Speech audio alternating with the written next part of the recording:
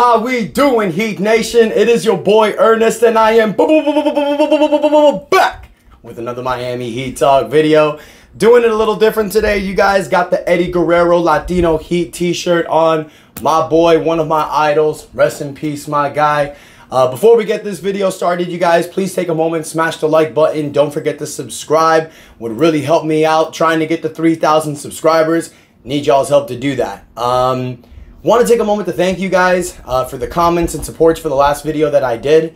Partnered up with 3 different Miami Heat channels: Miami Heat Network, Miami Heat Team to Beat Miami Heat, the Miami Heat Podcast channel. So 3 very great guys: Martel, Trent, Amir. 3 great channels. For those of you that haven't seen it, go check it out. We talked about a lot of great details with the Miami Heat this year, including trade rumors, the status of the team. So go check that out if you haven't, and go give those guys a like and subscribe, because they're doing some great things over there. Us Miami Heat channels, us smaller channels, we got to stick together. Thank you guys. Now, on to the good stuff.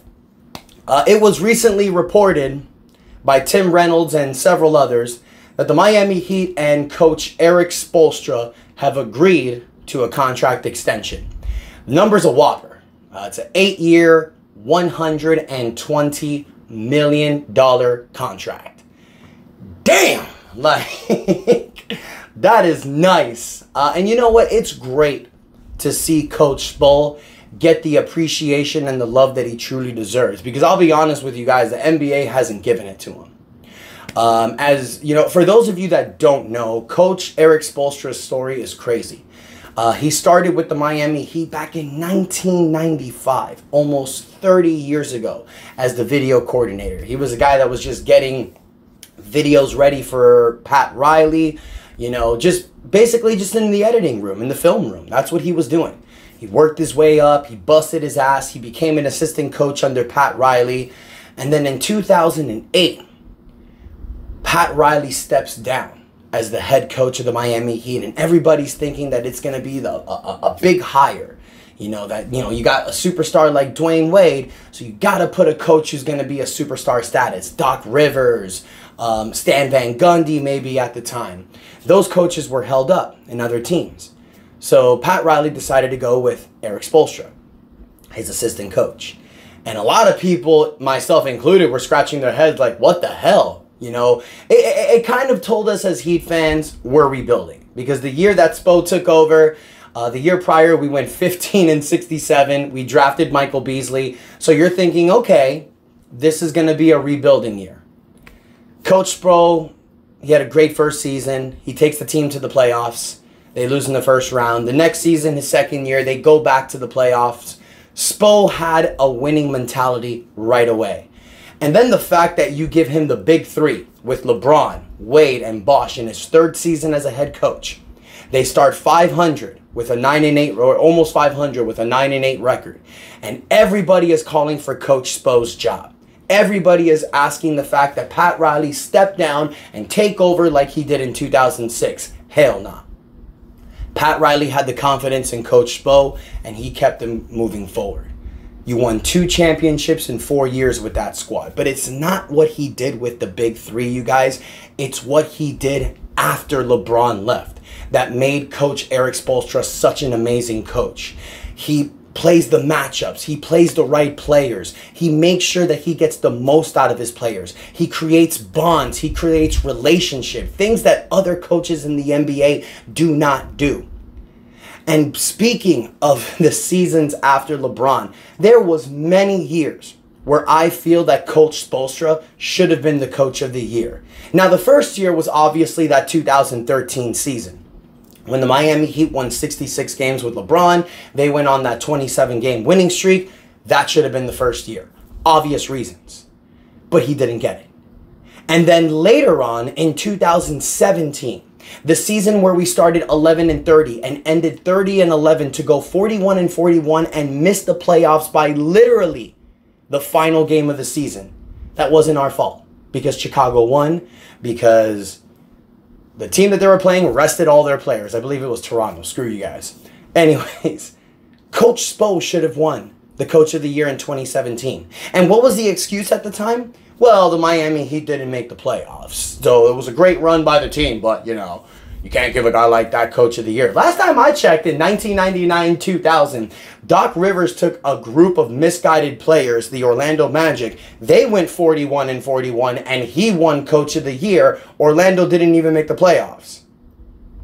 Come on, NBA. Seriously? Okay, but that's fine. Wave it off. 2020. 2019, the year prior, the Heat didn't even make the playoffs with Dwayne Wade's last final run. Then you get Jimmy Butler. Bam Adebayo ascends. Tyler Hero is a rookie who's playing like an all-star. The Heat are the second seed for pretty much most of the season. COVID happens. And then you go on that incredible run. Coach Spo should have been the Coach of the Year that year. Didn't get it. What about 2022? That's fine. You're talking about seeding, right? You're talking about the fact that, okay, well, because they're the 5th seed or they didn't make the playoffs, fine. 2022, the Miami Heat are the 1st seed all year long in the Eastern Conference with huge injuries from Jimmy Butler and Bam Adebayo, 2 of your star players that don't play a lot of time in the season. You keep your team as the 1st seed with Kyle Lowry and a bunch of misfit undrafted players. You keep that 1st seed, which the NBA call you a weak 1st seed. Coach Spo doesn't win Coach of the Year. It goes to Monty Williams in Phoenix. Are you kidding me? Are you kidding me?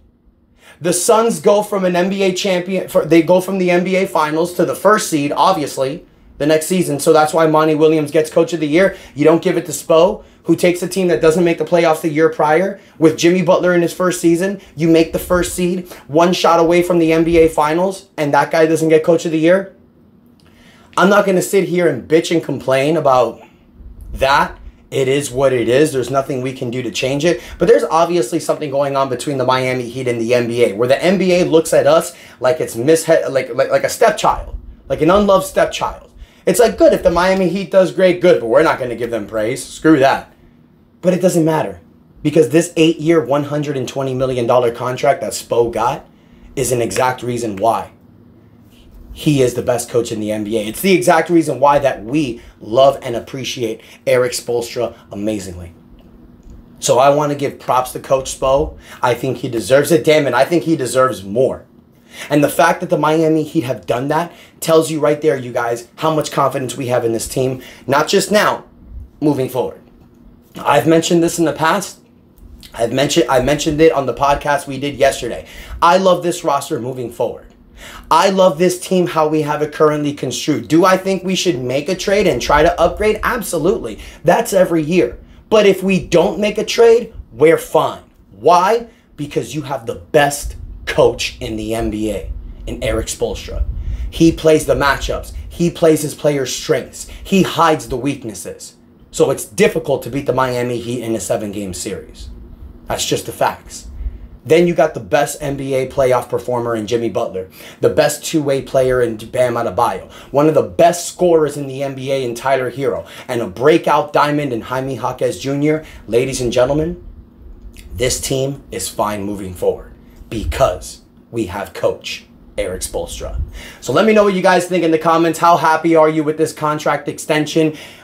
Basically locking down Coach Spo for the future. Let me know what you guys think about Coach Spo. Tell me a story. What did you think about Coach Spo when he first became the coach of the Heat to now? Where has your opinion different on Coach Spo? Let me know that in the comments, you guys. Please take a moment, smash the like button. Don't forget to subscribe. Would really appreciate your guys' support. Excuse me. Thank y'all so much for your time. And until next time, your boy Ernest out. That's enough said. Congratulations, Coach Spo.